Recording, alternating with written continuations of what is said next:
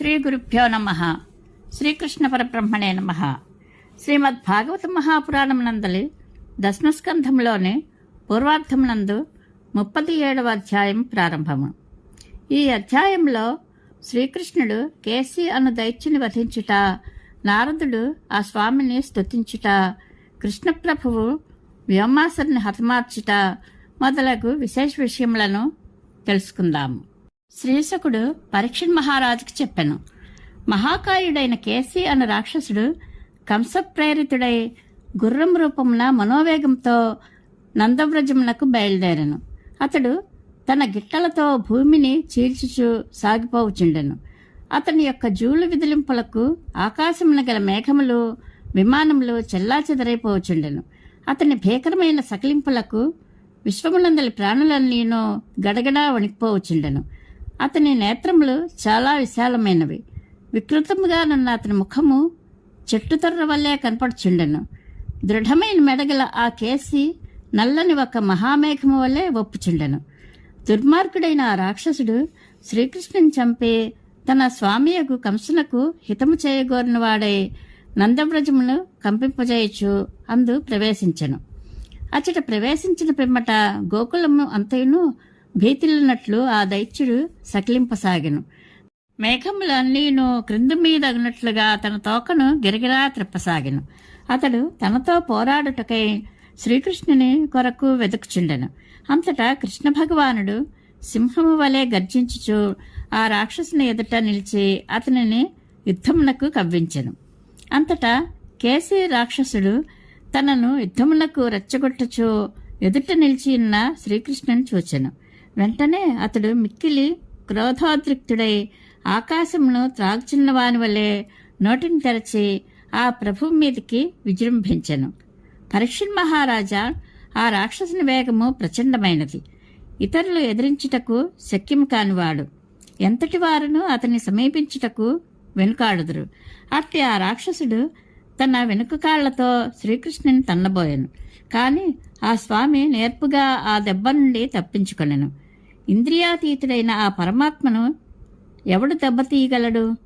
అంతటా ఆ ప్రభువు కుపితుడై తన 2 చేతులతో అతనిని వెనుక కాళ్లను ఒడిసిపట్టుకొని అవహేళనగా నవ్వుచు గరుత్మంతుడు సర్పముని వలె గిరగిరా త్రిప్పుచు అతనిని 400 మూరల దూరమునకు విసిరివేసి నిబ్బరముగా నిలబడెను. అప్పుడు మూర్ఛితుడై ఉన్న కేసి రాక్షసుడు క్రమంగా తేరుకొని కోపంతో నోరు తెరచి ఆయనను మృంగివేయుటకై పరాక్రమించుచు ముందునకు ఉరికెను. అంతటా శ్రీకృష్ణుడు దరహాసమనర్చుచు పామును పుట్టలోనికి పంపినట్లు పొడవైన తన ఎడమ చేతిని నిర్భయముగా అతని నోటిలోనికి జనిపెను. సహజముగా ఆ స్వామి హస్తము మిగుల కోమలమైనదే అయినప్పటికీ అతని నోటిలోనికి చచ్చిన పిమ్మట అది కాల్చబడిన ఇనుపకాడ వలె కఠినమై బాధాకరమయ్యను. దాని స్పర్శ మాత్రముననే కేసి రాక్షసుని దంతములన్నీనూ ఊడి జలజలా రాలిపోయెను. చికిత్స లేక ఉపేక్షింపబడిన జలోదర వ్యాధి ముదిరినట్లు ఆ ప్రభువు యొక్క హస్తము క్రమముగా లావెక్కెను. శ్రీకృష్ణుని బాహువు లావుగా పెరిగిపోవుటతో ఆ రాక్షసునకు ఊపిరాడని స్థితి ఏర్పడెను. అతని కాళ్ళు గిలగిలా కొట్టుకొనసాగెను. దేహమంతయును చెమటలతో నిండిపోయెను. కండ్లు తిరగసాగెను. అంతటా అతడు మలమును విసర్జించుచు అసువులను కోల్పోయి నేలపై పడిపోయెను. బాగుగా పక్వమైన నూగుదాస పండు వల్లే ప్రాణములు లేని అతని యొక్క పొట్ట పగిలిపోయెను. అంతటా ఆ మహాబాహుడగు శ్రీకృష్ణుడు తన చేతిని అతని నోటి నుండి బయటకు లాగికొనెను. తాను ఏమాత్రమూ శ్రమపడకుండగానే శత్రువు మృతుడైనందులకు ఆ స్వామికి ఎట్టి ఆశ్చర్యము కలగలేదు. దేవతలు మాత్రము ఆ దృశ్యమును గాంచి మిక్కిలి ఆశ్చర్యమునకు లోనై పూలవర్షమును కురిపించుచు ఆ మహాత్ముని మిగులా కొనియాడరి. పరీక్షణ్ మహారాజా అప్పుడు భాగవతోత్తముడైన నారద మహర్షి అచ్చటికి చేరెను. పిమ్మట ఆ దేవర్షి ఎంతటి క్లిష్ట కార్యములనైనా అవలీలగా సాధింపగల కృష్ణ పరమాత్మతో ఏకాంతమున ఇట్లు వచించెను. వసుదేవుని తనయుడవైన కృష్ణ, ఓ కృష్ణ, నీవు మనోవాక్కులకు అందనివాడవు, యోగేశ్వరుడవు, జగత్తును నియంత్రించేవాడవు. నీవు సకల ప్రాణులలోనూ అంతర్యామివై ఉందువు. ప్రాణులను నేను నీలో నుండును. భక్తులకు ఏకైక లక్ష్యమైన వాడవు. యదువంశ శిరోమణివి, మాకు ప్రభుడవు. ఒకే అగ్ని సమిధులన్నింటిలో వ్యాప్తమై ఉండినట్లు నీవు సకల ప్రాణులలో ఆత్మస్వరూపుడవై ఉందువు. అయినను పంచకోశమయమైన గుహలయందు దాగి ఉందువు. నీవు పరమపురుషుడవు, అందరినీ నియంత్రించువాడవు, సర్వసాక్షివి నీవే. స్వామి, నీవు సకల జగత్తునకును అధిష్టాతవు. సర్వాధిష్టానమైన నీకు వేరొక అధిష్టాత లేడు. సృష్ట్యాది యందు నీ యోగమాయ ద్వారా సత్వరజస్తమో గుణములను సృష్టింతువు. ఆ గుణములను స్వీకరించి జగత్తు యొక్క ఉత్పత్తి స్థితి లయములను నెరపుచుందువు. నీవు సర్వశక్తిమంతుడవు, సత్య సంకల్పుడవు. పరమపురుష, భూపతుల రూపములలోనున్న దైత్య ప్రముఖులను, లోకకంటకులైన రాక్షసులను నశింపచేయుటకును, సాధు పుంగవులను పరిరక్షించుటకును నీవు అవతరించుచుందువు. దేవా, హయాసురుని యొక్క క్రూరమైన సకిలింపులకు దేవతలు ఎల్లరూ భయగ్రస్తులై సురలోకమును వేడే పారిపోవచుండిరి. కాని అట్టి క్రూరాత్ముడైన కేసీ దైత్యుని నీవు అవలీలగా సంహరించితివి. ఇది మా అందరికీ ఆనందదాయకము. ప్రభు, ఎల్లుండి నీవు చాణూరుని, ముష్టికుని తదితర మల్లయోధులను, కువలయాపీడము అను మదపటేనుగును, చివరకు కంసుని కూడా వధించుట నేను చూచెదను. అనంతరము నీవు శంఖాసురుని, కాళయవనుని, మురాసురుని, నరకాసురుని వధింతువు. పిదప నీవు నందనవనము నుండి పారిజాత వృక్షమును తీసుకుని వచ్చుచుండగా నిన్ను ఎదిరించిన ఇంద్రునకు నీ పరాక్రమమును చవిచూపింతువు. కృపా, పరాక్రమము, సౌందర్యము మొదలగు నీ గుణములను శుల్కముగా చేసి రాజకన్యలను వివాహమాడదవు. నృగమహారాజునకు శాప విముక్తిని ప్రసాదింతువు. పరమేశ్వర, నీ మహత్వమును ప్రకటించినట్టి ఈ కృత్యములనన్నింటినీ నీవు ద్వారకయందు ఉండియే నెరపదువు. జాంబవంతుని జయించి శమంతకమణిని గైకొని అతని అభ్యర్థనపై అతని కూతురకు జాంబవతిని పెండ్లి ఆడదవు.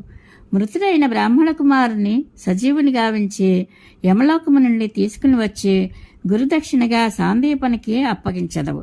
పిమ్మట గర్వితుడైన పౌండ్రక వాసుదేవుని వధించదవు.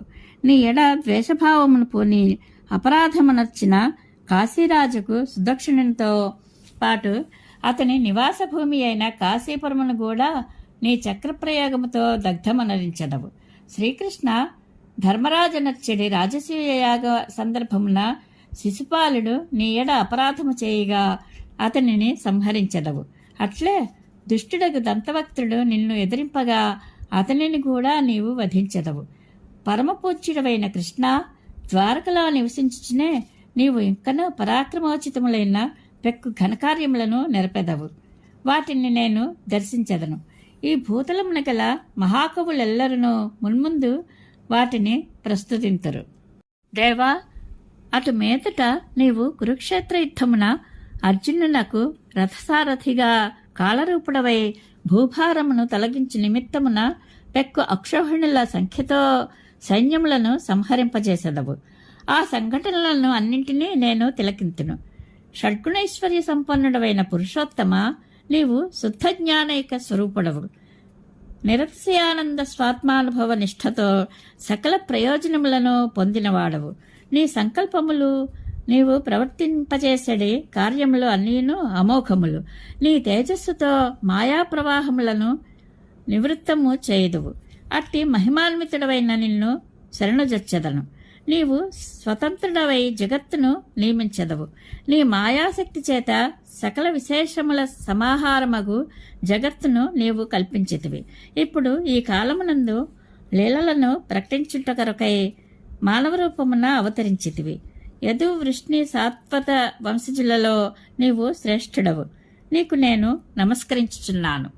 శ్రీశుకుడు వచించెను. భాగవతోత్తముడైన నారద మహాముని కృష్ణ భగవానుని దర్శన భాగ్యమునకు సంతోషముతో పులకరించిపోయాను. ఆ మహర్షి ఈ విధముగా పలు రీతుల ప్రస్తుతించి నమస్కరించి ఆ స్వామి ఆజ్ఞ గైకొని స్వస్థానమునకు వెళ్ళిపోయాను. శ్రీకృష్ణ భగవానుడు యుద్ధమున కేసీ రాక్షసుని హతమార్చిన పిమ్మట తనకు మిగుల ప్రీతిపాత్రులైన గోపాలులతో కూడి ఎప్పటి వలె పశుపాలనమునందు నిమగ్నుడాయను. ఆ స్వామి తన అద్భుత లీలలతో బ్రజవాసులకు సుఖములను చేకూర్చుచుండెను. పిమ్మట ఒకనాడు గోపాలురు శ్రీకృష్ణునితో కూడి అడవికి వెళ్ళిరి. అక్కడ వారు గోవులను మేపుచు ఒక పర్వత సమీపమున నిలాయన క్రీడలను ఆడిరి. ఆ ఆటలలో భాగముగా కొందరు గొర్రెలుగాను, కొందరు గొర్రెల కాపరులుగాను, మరికొందరు ఆరితేరిన దొంగలుగాను నటించుచు ఆ గోపాలురు తమలో తాము నిర్భయముగా క్రీడలు సలుపుచుండిరి. ఆ సమయమున మయుని కుమారుడకు మహామాయావి అయిన వ్యోమాసురుడు గోపాలుని రూపంలో అచటికి వచ్చి వారిలో ఒకడయ్యను. ఆ మహామాయావి ఆ ఆటలలో చోరుడుగా మారి మేకలుగా నటించుచు ఆడుచున్న పెక్కుమంది గోపాలులను అపహరించుకుని పోయాను. ఆ మహాసురుడు తాను దొంగిలించుకుని పోయిన గోపాలులను అందరినీ క్రమముగా ఒక పర్వత గుహలో దాచి ఆ గుహద్వారమును ఒక పెద్ద బండతో మూసివేసెను. చివరకు గోపాలులలో 4-5 మాత్రమే మిగిలిరి.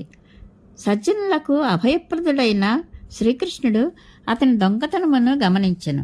పిదప ఆ అసురుడు గోపాలులను దొంగిలించుకుని పోవుచుండగా ఆ స్వామి అతనిని సింహము తోడేలను వలె బలము కొలది గట్టిగా పట్టుకొనెను. అప్పుడు వ్యోమాసురుడు పర్వతతుల్యమైన తన నిజరూపమును దాల్చెను. ఆ మాయావి మిగుల బలశాలియే అయినను శ్రీకృష్ణుడు గట్టిగా పట్టుకొనుటతో గిలగిలలాడుచు ఆ పట్టు నుండి బయటపడుటకు మిక్కిలి పెనుగులాడియు విఫలాయెను. అంతటా పరాక్రమశాలి యొక్క శ్రీకృష్ణుడు ఆ వ్యోమాసుని తన 2 చేతులతో బలముగా పట్టుకుని దేవతలు అందరూ ఆకాశమున ఉండి చొచ్చుచుండగా నేలపై పడవేసి ఒక దుష్టమృగమును వల్లే చంపివేసెను. పిమ్మట కృష్ణ పరమాత్మ గుహాద్వారమునకు అడ్డుగా ఉంచబడిన మహాశిలను ముక్కలు గావించెను. అనంతరము ఆ ప్రభువు గుహలో చిక్కుపడి బాధపడుచున్న గోపాలులను బయటికి తీసుకుని వచ్చెను. దేవతల యొక్క గోపాలుల యొక్క ప్రస్తుతులను అందుకొనుచు ఆ స్వామి తన గోకులమునకు చేరెను. అయితే శ్రీమద్ భాగవత మహాపురాణం నందలి దశమస్కంధంలోని పూర్వార్థమునందు 37వ అధ్యాయము సంపూర్ణము. శ్రీకృష్ణానుగ్రహ ప్రాప్తిరస్తు. శుభం భూయాత్.